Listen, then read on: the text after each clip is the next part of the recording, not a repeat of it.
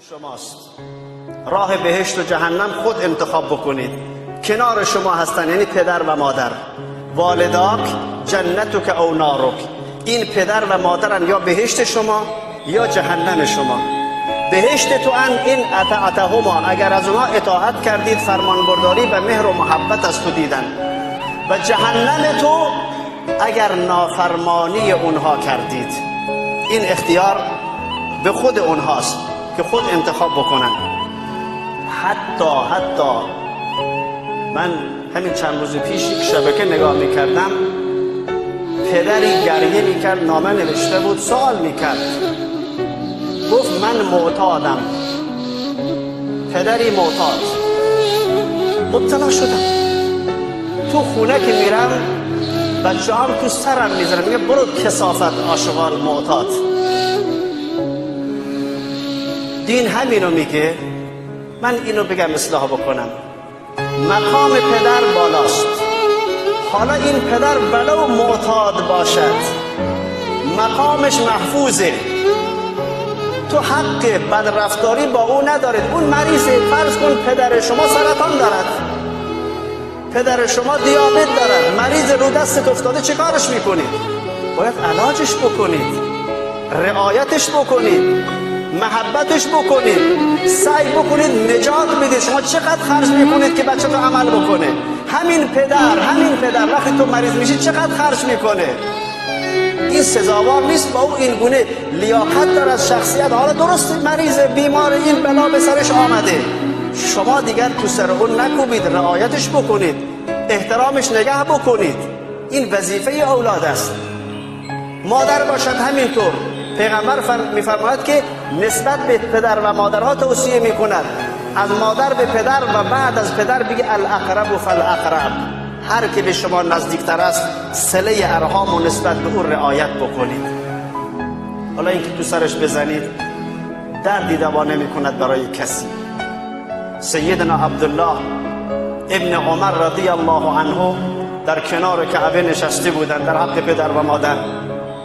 مردی از بادیه آمد، مادر ضعیفی داشت که بر دوش خود حمل کرده بود، آورده بود طواف میداد، میچرخوند دور خانه خدا، 1 بار 2 بار 7 بار. بعد رفت پیش ابن عمر، گفت یا ابی عبدالرحمن، این مادر است و من اولادش. از کوچکی زحمت کشیده، منو بزرگ کرده، الان او ضعیف شده، من بر شانه خود او رو حمل کردم تا اینجا آوردم، الان طواف دادم، غذا هم تو دهنش میذارم، لباسش هم میشورم، آیا حق مادری او ادا کرده ام؟ ابن عمر معروف است به شیخ الفقها در میان اصحاب، فقیه بزرگواری بود. فرمود به خدا قسم 7 بار چرخوندید، 70 بار بچرخونید، در مقابل یک باد زایمانی طلقه واحده که به هنگام تولد تو به مادر آسیب میزنید نمیتونید ادا بکنید. اما مادر همیشه رعایت میکند، شما را میبخشد. گفت خب اون منو بزرگ کرد در کوچیکی، الان در پیری لباسم شوز میشورم، غذا داد میدادم، حملم کرد حملش میکنم، دیگه چی مونده؟ فرمود همه اینها که گفتی درست، اما یه فرق بین تو و او هست. گفت چی؟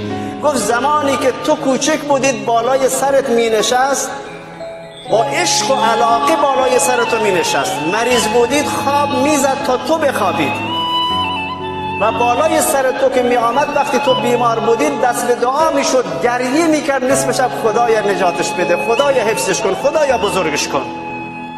تو بالای سرش میشینی میگی کی میمیره راحت بشم بره. میدونید فرق شما چقدره؟ امروز اینه. من خودم هستم، به کسی نمیگم، اولاد دارم، وقتی سر کارم، محل کارم، خانم زنگ میزنه آقا بچم مریضه سری بیا، نمیدونم که شفت کار آرام مرخصی ساعتی بدون حقوق هم که شده، مینویسم سری میرم خونه، ماشین میگیرم، کجاست ببریم؟ به بیمارستان من میام. وقتی زنگ میزنه مامات مریضه، میگم خب صبر کن تا تعطیل بشه، بعد از ظهر میام ترتیب میدم. آمدم رسیدم آقا مریضه، خب بذار نهار بخورم، کوفت بکنم، نهار که نخوردم. ولی مادر به تو همین میگفت وقتی تو مریض میشدی، انصافا اینو میگفت. اینه عزیزان من، خداوند همه ما را به راه راست هدایت بکند.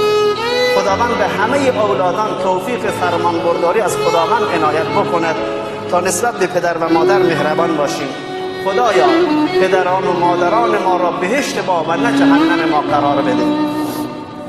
خدایا به ما توفیقی بده که مقام و منزلت پدر و مادر را حفظ بکنیم. بار اله همه ما را به راه راست هدایت بفرما. باران رحمتت بر بندگانت نازل بگردان و بر محمد و آل محمد درود بفرست.